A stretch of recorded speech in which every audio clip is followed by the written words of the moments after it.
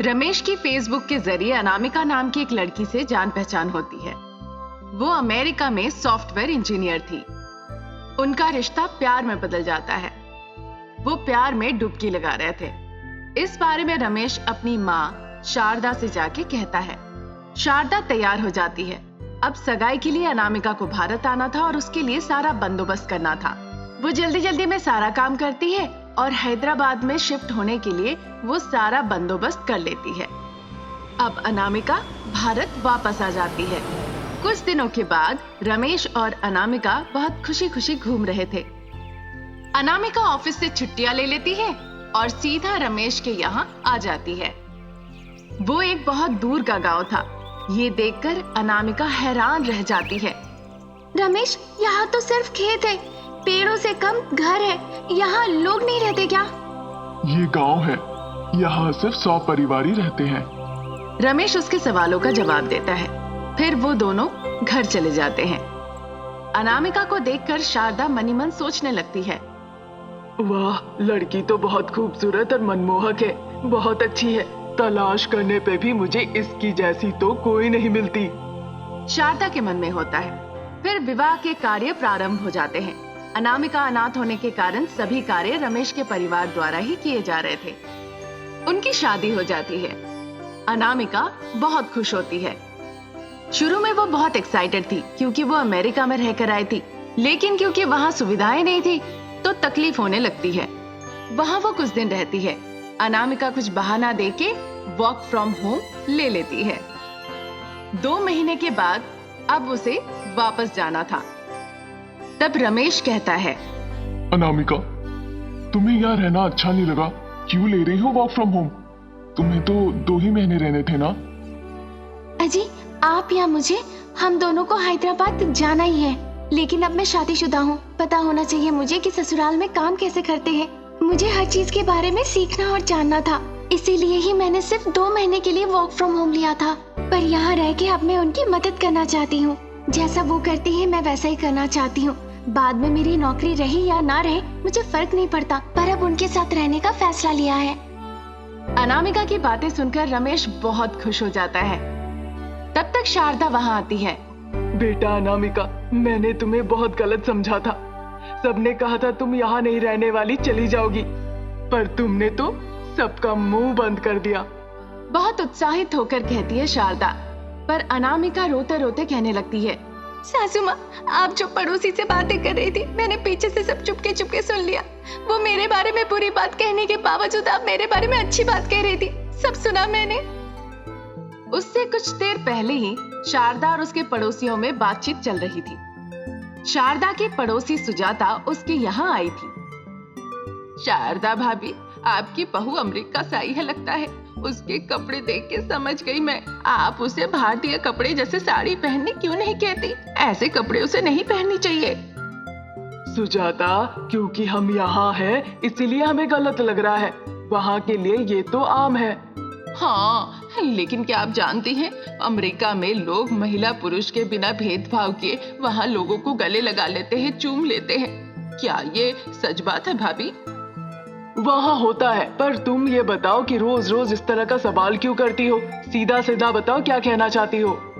आप ऐसे क्यों कह रही है भाभी? मैं तो बस यूं ही पूछ रही थी। मुझे पता चला कि आपकी बहू रानी अनाथ है। सुन के बड़ा बुरा लगा, कोई नहीं है उसका। सुजाता की ऐसे बातें सुनकर शारदा को बड़ा गुस्सा आता है। पहले तुम उठो और अपने घर जाओ।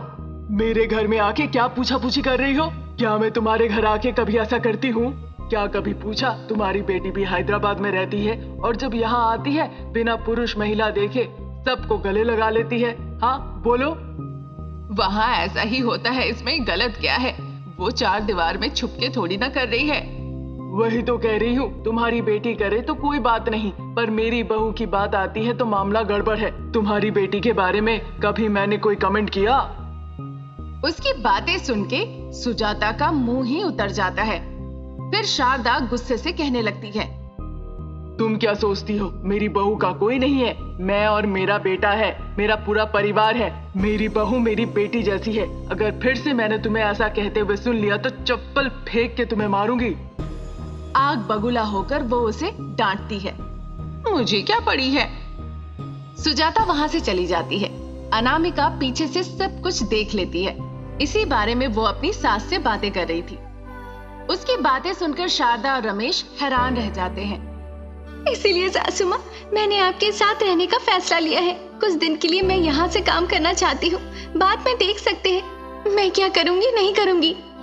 ऐसा कहते कहते उसकी आंखों में आंसू आ जाते हैं। ये देखकर शारदा उसे गले लगा के कहने लगती है, मैं समझती हूँ, ऐसा कभी मत सोचना तुम्हारी माँ या पिताजी नहीं है, बुरा मत मानो। अब से तो इतना बड़ा परिवार तुम्हारा ही है, तुम खुश रहो। इस तरह धैर्य रखने के लिए कहती है शारदा। उनकी बातें सुन के अनामिका खुश होकर अपनी आंसू पोंछ लेती है। तब से अनामिका उन्हीं के साथ गांव में कुछ दिनों तक रहती है और सारे रीति रिवाज उनसे सीखती है।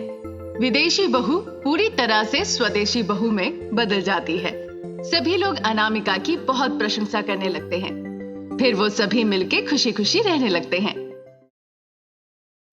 अनामिका शारदा सास बहू थे।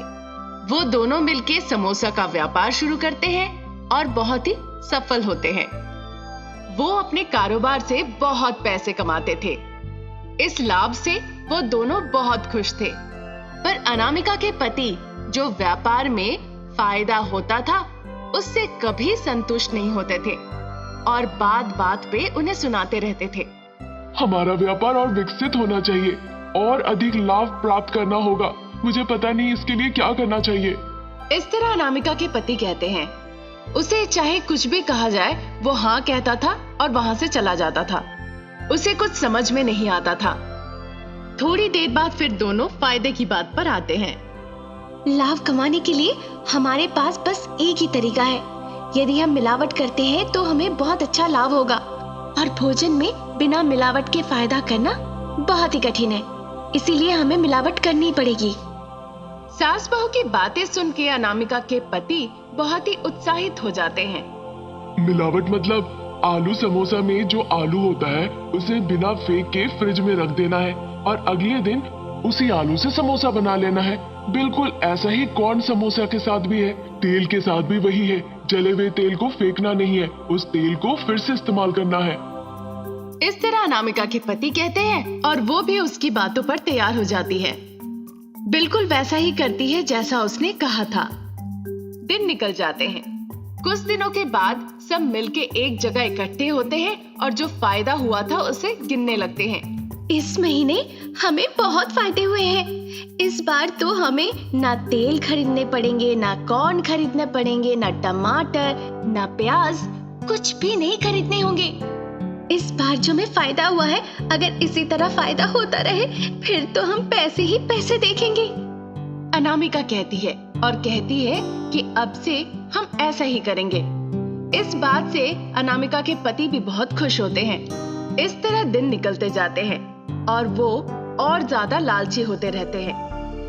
फिर पूरा परिवार सोचने लगते हैं कि और क्या किया जा सकता है। काफी देर सोचने के बाद भी उन्हें समझ में नहीं आता है कि उन्हें क्या करना चाहिए।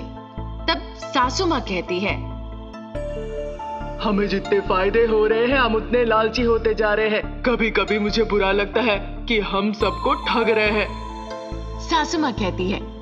सासू माँ की ऐसी बातें सुन के अनामिका कहने लगती है, आप इस तरह से क्यों सोच रही हैं? हमें एक अच्छा घर बनाने के लिए पैसों की जरूरत होगी। अभी से बचत करनी होगी।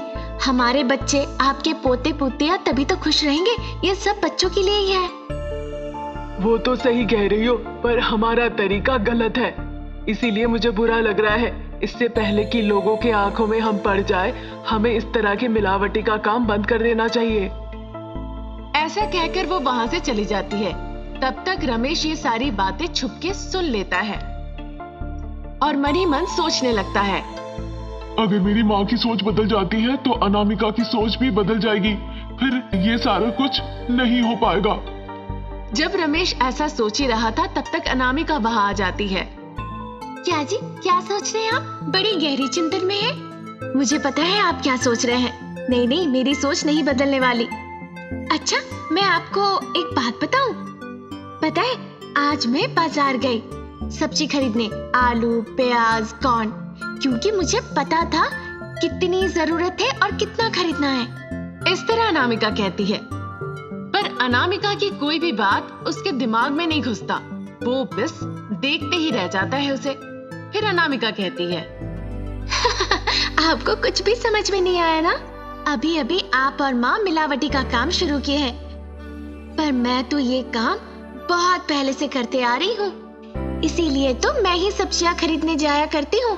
मैं सासू माँ के दिए हुए सूची से सब्जियाँ खरीदने जाती हूँ और उसमें से पैसे बचा लिया करती हूँ। उन बचे हुए पैसों से मैंने सोने का हार भी खरीदा, उसे अलमीरा में छुपा रखा है। अनामिका की बातें सुनकर उसके पति रमेश कहते हैं कि वो कोई मामूली लड़की नहीं है, वो तो बहुत ही होशियार है। ठीक है, अगर तुम्हारी माँ ने अपना मन नहीं बदला तो मुझे उन्हें मारने में कोई आपत्ति नहीं है, क्योंकि हमें पैसे चाहिए। हमारे बच्चों का भविष्य भी तो देखना है। पैसे भी आज नहीं तो कल वो मर ही जाएंगे और बाजार भाव के बारे में उन्हें कुछ भी नहीं पता। फिर उसके पति कहते हैं, ठीक है अनामिका, फिर आज रात जब वो सोती है तो हम उनके चेहरे पर तकिया रख देंगे। सांस ना ले पाने की वजह से वो मर जाएगी। लोग पूछे तो हम कह देंगे कि दिल का दौरा पड़ा था। रमेश की इस तरह की सारी बातें उसकी माँ शारदा सुन लेती है। फिर वो कहती है, हे भगवान, ये लोग तो मुझे मार डालेंगे। वो कहती है। ये सुनकर अनामिका और अनामिका के पति दोनों डर जाते हैं और अकबका के अपनी बातचीत बंद कर देते हैं। फिर वो दोनों पीछे से आके अपनी सासू माँ का मुंह बंद कर देते हैं। वो सांस नहीं ले पाती है, इसीलिए वो वहीं पे मर जाती है। जो कुछ भी यहाँ होता है वो सारी घटना एक आदमी अपने फोन से रिकॉर्ड कर लेता है और जाके पुलिस के हाथों सौंप देता है। पुलिस अपनी जांच शुरू करती है। अनामिका और रमेश को शारदा की जान लेने की वजह से हिरासत में ले लिया जाता है। एक मिलावटी व्यवसाय ने एक जीवन का बलिदान करवाया और 2 जीवनों को नष्ट करवा दिया। बस लालच की वजह से अच्छा खासा व्यापार नष्ट हो गया और उसी लालच की वजह से सासू माँ की जान चली गई और 2 बच्चे अनाथ हो गए।